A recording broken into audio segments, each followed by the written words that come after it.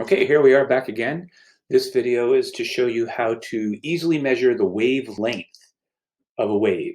The wavelength, the length of a wave. So the first thing we got to do is just get a wave on there. So I'll just go ahead and click start, and I have these settings here. It doesn't really matter which settings you have, but what I'm going to do is just pause it right there.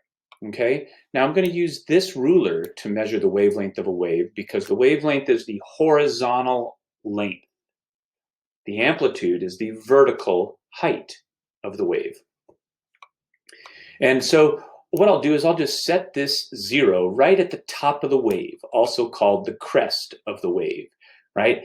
And from one crest all the way over to another crest is the wavelength. But unfortunately, my wave is behind the window. So I'm just going to kind of click this little frame advance key until I have two crests that are visible. And I'm going to move my ruler right there to the approximate highest point. And then I'm going to see where the next highest point is. And I'm going to say that's 4.1. Each of these little lines is 0.2. So 4.2, 4.4, 4.6, 4.8, 5.0. Halfway between 4.0 here and 4.2, I'm going to call 4.1. Now, there's other ways that you can measure it. You can also measure from the trough of the wave. So here I have a trough to trough. And so if I put the ruler down here, right, and you can see that from one trough at 0 to the next trough is still 4.1. In addition, you can see here the wave is going up across the dotted reference line. Here it's going down.